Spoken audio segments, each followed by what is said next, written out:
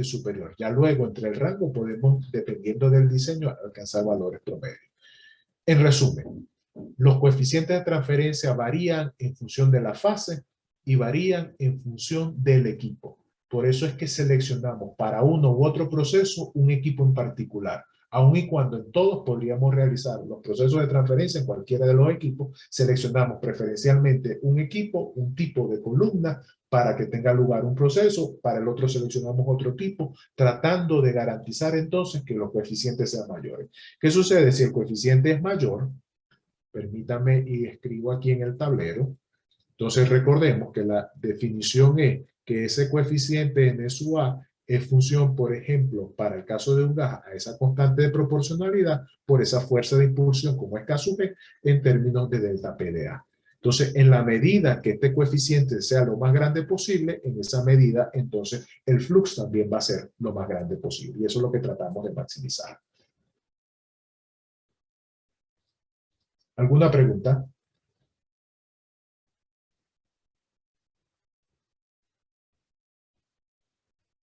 Bueno, hablemos de transferencia de masa interfacial, ¿ok? Y vamos a hablar de transferencia de masa interfacial porque es el proceso más importante de la mayoría de los procesos de separación. La mayoría de los procesos de separación tienen lugar en dos fases y en algunos casos tenemos sistemas de tres fases, gas, líquido, sólido también, ¿ok?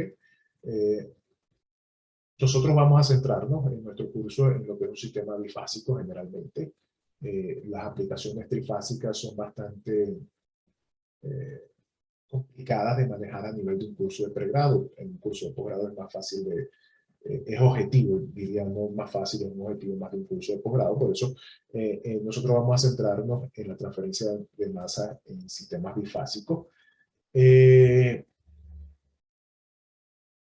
Por ejemplo, cuando un líquido puro se evapora en un gas, solamente consideraríamos la transferencia de masa en una sola de las fases. ¿Ok? Es el caso más simple. Volví a perder el...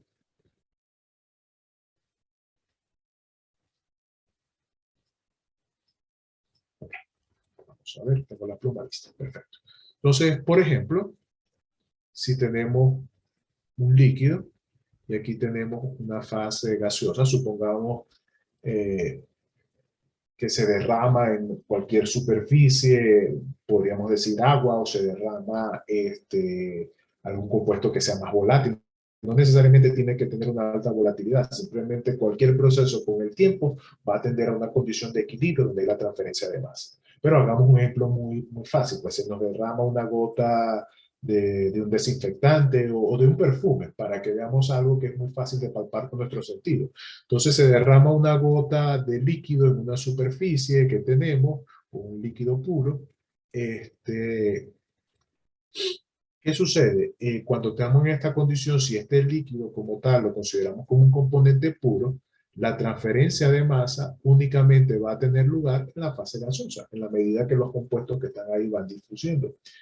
En ocasiones, la transferencia de masa, si este líquido no fuese puro, va a tener lugar tanto en el seno del líquido como en el seno del gas. Y ahí es cuando hablamos entonces de transferencia de masa que tiene lugar en dos fases. En ocasiones, la transferencia de masa en una de las dos fases puede despreciarse, ¿ok? Aun y cuando componentes puros no estén involucrados. Y este es el caso donde solamente tomamos en consideración la transferencia de masa tiene lugar en una única fase, a pesar de que tenemos un sistema multicomponente. Voy a abrir un tablero para que ampliemos esta discusión antes de entrar en la teoría de la doble resistencia. Permítame y hablo un Blackboard.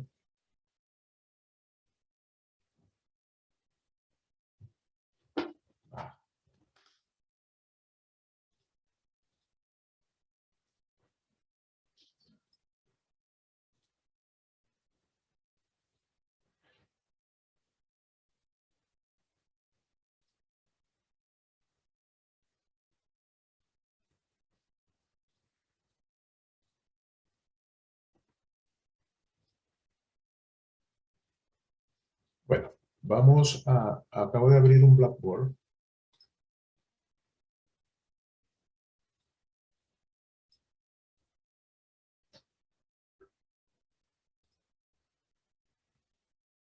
Entonces, visualicemos esto que estábamos comentando anteriormente, ¿ok?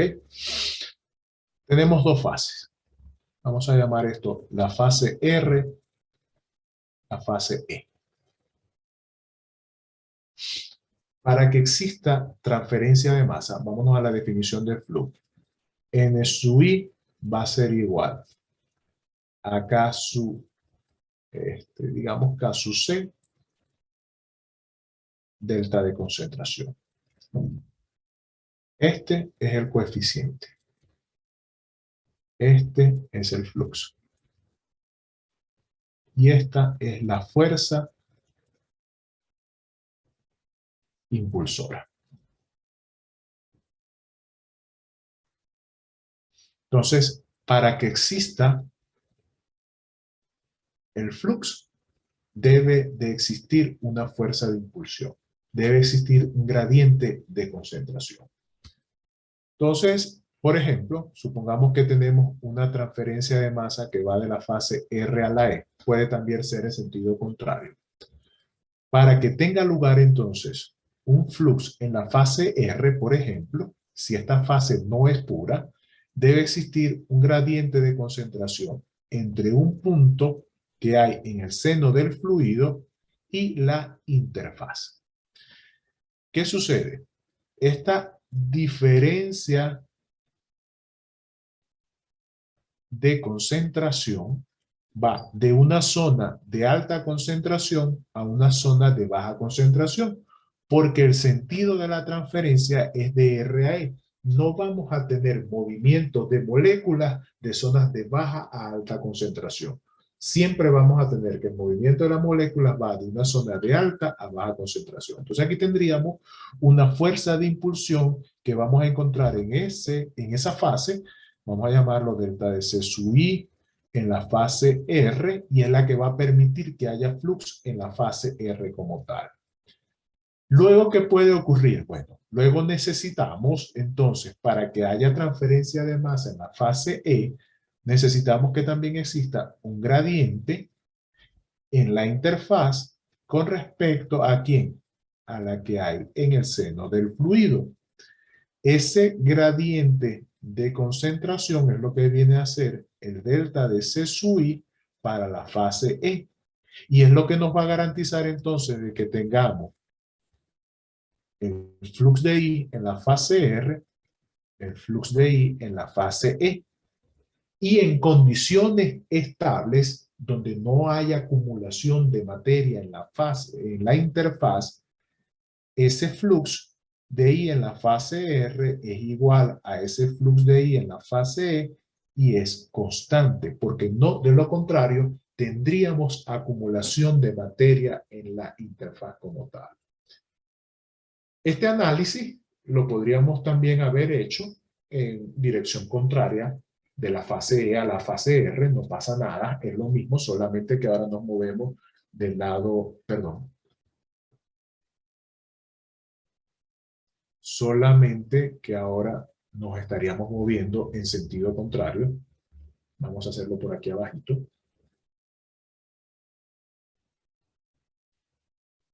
Si aquí tengo la fase R, aquí tengo la fase E y la transferencia va en sentido contrario, lo que necesitamos ahora es un gradiente de concentración en el seno de la fase E, de una zona de alta concentración a una zona de baja concentración. Esto es para nosotros la interfase. Se me olvidó decirlo anteriormente, aquí tengo la interfase. Aquí tenemos ese gradiente de concentración, delta de concentración, que garantiza que hay un flujo. Y vamos a necesitar un gradiente de concentración entre la interfaz y el seno del fluido. De manera que este sería, perdón, aquí. Delta de C sub I en la fase E. Y este es delta de C sub I en la fase R. Y entonces ahora tendríamos que el flujo va de E a R. Hay situaciones particulares donde, por ejemplo, una de las fases es pura, un fluido puro. En ese caso es donde podemos hablar que únicamente habría transferencia en una de las dos fases. ¿A qué me refiero con que una de las dos fases sea pura como tal?